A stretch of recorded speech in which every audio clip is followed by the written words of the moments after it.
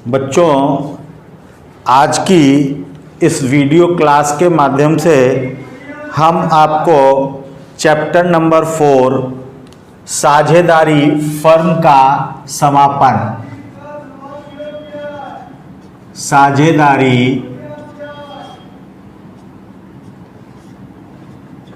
Firm का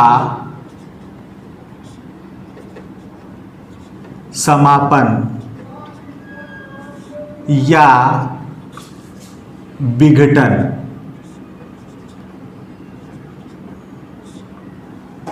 English में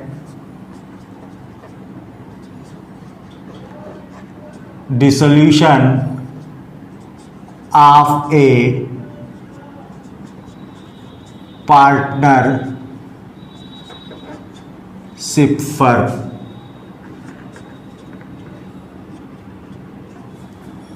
पढ़ाने वाले हैं।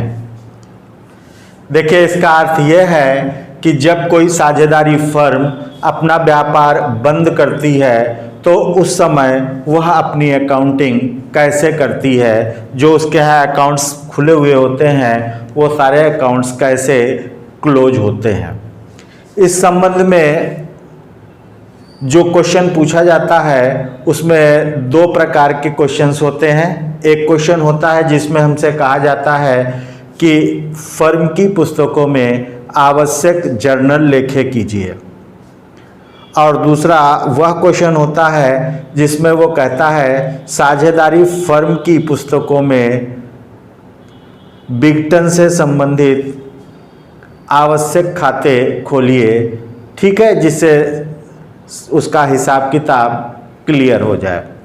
आज हम आपको सीधे फर्म के समापन की दशा में पुस्तकों में कैसे खाते तैयार किए जाते हैं, कौन कौन से खाते खोले जाते हैं, उनके बारे में बताने वाले हैं।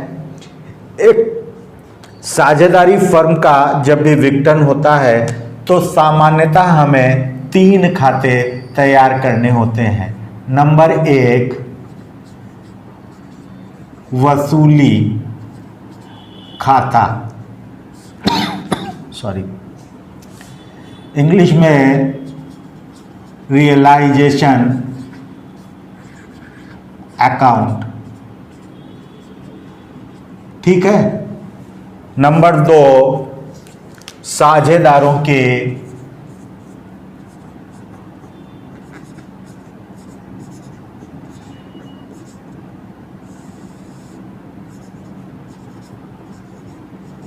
पूंजी खाते, पार्टनर्स कैपिटल अकाउंट, और नंबर 3 रोकड़ या बैंक खाता, कैश आर बैंक अकाउंट, ठीक है। तो जब भी हम साझेदारी समापन का कोई लॉन्ग क्वेश्चन करते हैं जिसमें हमसे कहा जाता है कि फर्म की पुस्तकें बंद करने हेतु आवश्यक खाते खोलिए, तो आवश्यक खातों के अंतर्गत हमें ये 3 खाते बनाने होंगे। नंबर 1 रियलाइजेशन अकाउंट या वसूली खाता, इसका फॉर्मेट बिल्कुल वैसे ही जैसे हमारा रिवैल्यूएशन अकाउंट का होता था, particulars amount, particulars amount, clear. उसके बाद साझेदारों के पूंजी खाते, पार्टनर्स कैपिटल अकाउंट, इसमें जितने साझेदार फर्म में हों अमाउंट के दोनों तरफ उतने उतने कॉलम बना लेंगे। और तीसरा खाता कैश या बैंक अकाउंट जैसे पहले बनता था, पार्टिकुलर अमाउंट, पार्टिकुलर अमाउंट, ठीक है। हम लोग कोई भी क्वेश्चन करते हैं तो एक साथ सारे अकाउंट्स बनाते हैं, क्वेश्चन को बार बार नहीं पढ़ते हैं कि एक अकाउंट बनाएं फिर क्वेश्चन पढ़ें फिर दूसरा अकाउंट पढ़ें। तो ऐसी स्थिति में हमें क्या करना है, सबसे पहले अपनी कॉपी पर रियलाइजेशन अकाउंट खींच लेना है। ये लगभग हाफ पेज में हो, हाफ से कम में मत खींचिए। उसके बाद 1-2 लाइन का गैप छोड़ते हुए पार्टनर्स कैपिटल अकाउंट बना लीजिए उसी पेज पर नीचे, और नेक्स्ट पेज पे आप 8-10 लाइन में कैश या बैंक अकाउंट बना लें। ठीक है, यही 3 खाते हमको सामान्यतः बनाने पड़ते हैं। केवल कभी कभी क्या होता है कि साझेदारों के पूंजी खाते दिए होते हैं। अगर फर्म की पुस्तकों में साझेदारों के पूंजी खाते खुले हों तो ऐसी स्थिति में हमारे पास 2 विकल्प होते हैं। एक, हम साझेदारों का ऋण खाता, पूंजी खाता नहीं ऋण खाता अलग से बना लें और उसका पेमेंट कर दें। दूसरा ऑप्शन ये होता है कि हम साझेदारों का ऋण खाता पृथक ना बनाएं, उसे साझेदारों के पूंजी खाते में ही हस्तांतरित कर दें और एक साथ उसका पूरा पेमेंट जो final settlement partners capital account में आ रहा हो वो कर दें। दोनों ऑप्शन हम अडॉप्ट, दोनों में से कोई एक ऑप्शन हम अडॉप्ट कर सकते हैं। ठीक है, अब बात आती है कि ये तीनों खाते कैसे हम तैयार करेंगे, इनमें एंट्रीज कैसे करेंगे। ठीक है, तो फॉर्मेट हमने आपको बता दिया, तीनों फॉर्मेट आप पहले ही बना लेंगे। ये हाफ पेज में अप्रॉक्सीमेटली, बल्कि हाफ से भी 1-2 लाइन एक्स्ट्रा हो। उसके बाद नीचे पार्टनर्स कैपिटल अकाउंट बना लेंगे और नेक्स्ट पेज पे कैश या बैंक अकाउंट बनाएंगे। अब हम देखते हैं ये तीनों खाते हमारे कैसे प्रिपेयर किए जाएंगे, कैसे बनाए जाएंगे। जैसा एडमिशन और रिटायरमेंट में होता है, हमारा क्वेश्चन जो होता है वो 2 पार्ट्स में डिवाइड होता है। 2 पार्ट्स क्या होते हैं? पहले एक पार्ट्स में फर्म की बैलेंस शीट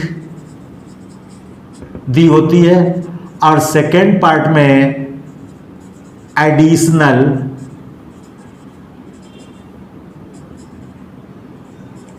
इंफॉर्मेशंस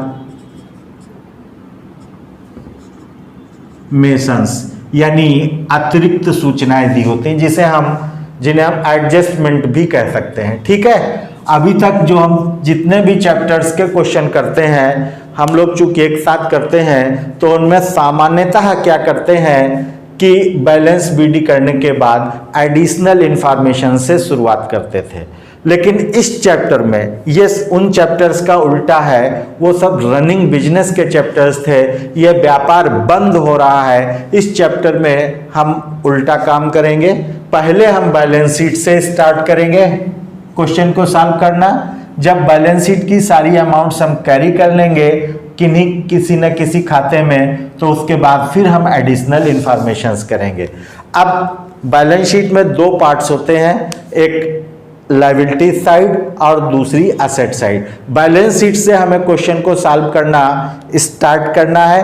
कैसे हम उसे सॉल्व करना स्टार्ट करेंगे, ठीक है, इस संबंध में बहुत केयरफुली ध्यान से आप नोट कर लें।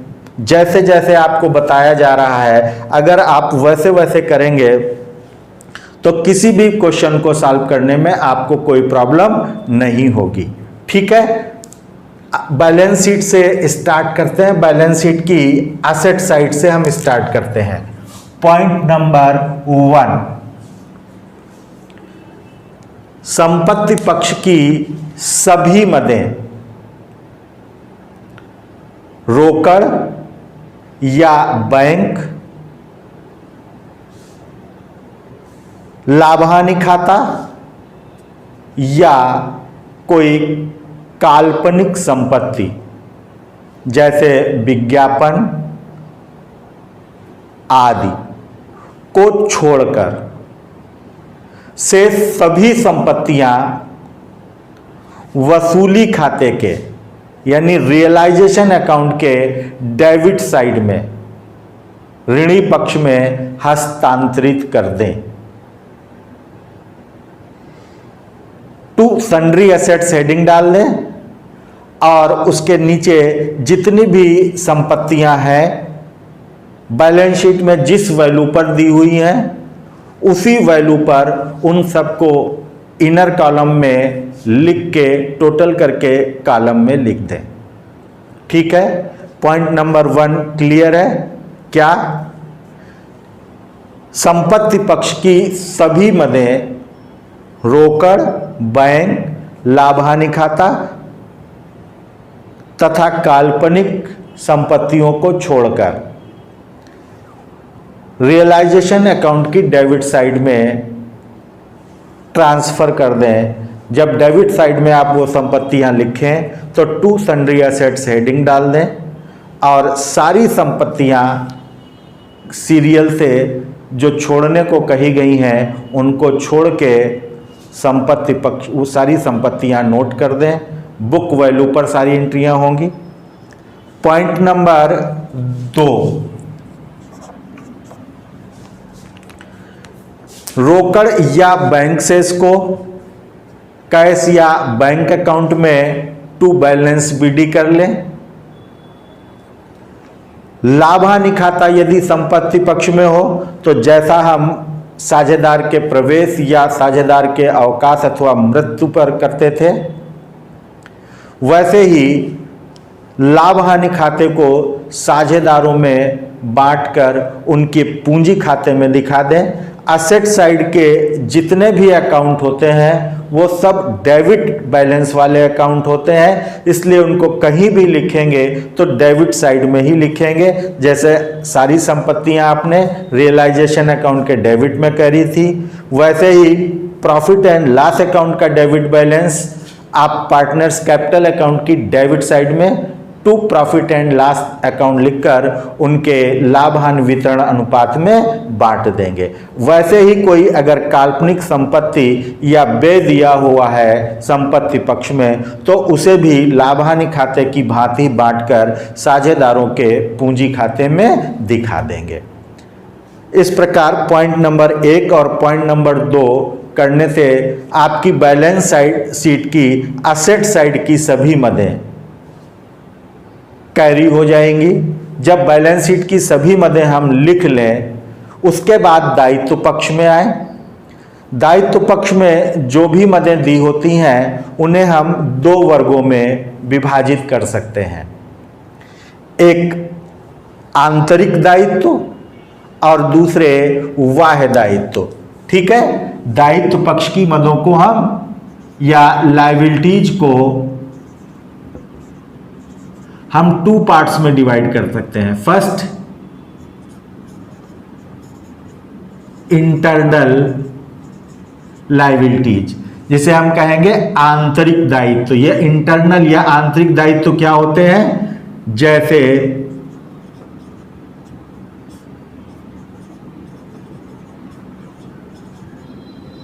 Partners capital account, profit and loss account, general reserve,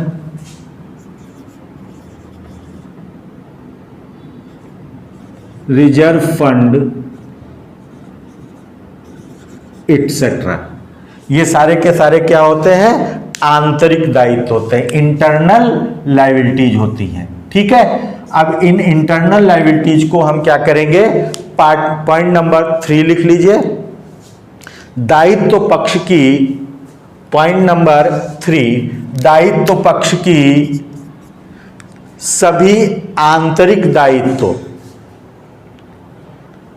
partners capital account के धनी पक्ष में हस्तांतरित किए जाएंगे, जिनमें साझेदारों के पूंजी खातों को बाई बैलेंस बीडी कर लें, जैसा हम एडमिशन के क्वेश्चन में करते हैं या रिटायरमेंट के क्वेश्चन में करते हैं।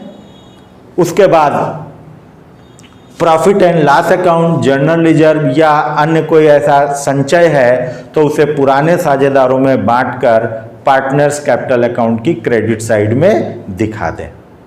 ठीक है, जो सेकेंड टाइप ऑफ लायबिलिटीज होती हैं जिन्हें हम एक्चुअल में लायबिलिटीज कहते हैं, ये सब क्या है? प्रोप्राइटर्स के पैसे हैं, फंड्स हैं, वो क्या कहलाती हैं? एक्सटर्नल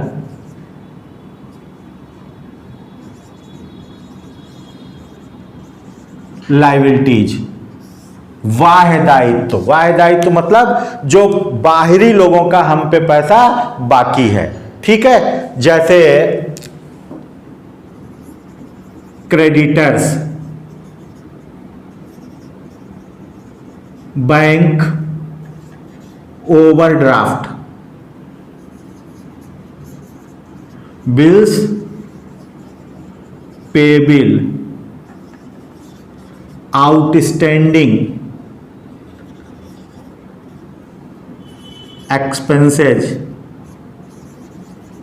लोन एटसेट्रा, ठीक है।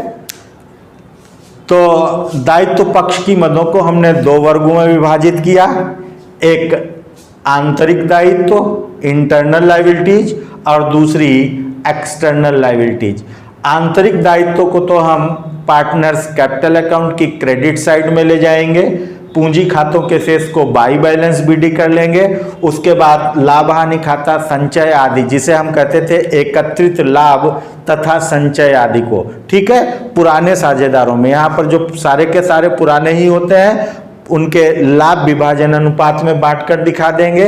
लेकिन अब बात आती है जो बाकी बचे दायित्व होते हैं जिन्हें हम एक्सटर्नल लायबिलिटीज कहते हैं अर्थात बाह्य दायित्व कहते हैं, उन्हें कैसे दिखाया जाएगा। इन सभी दायित्वों को पॉइंट नंबर 4 नोट कर लीजिए।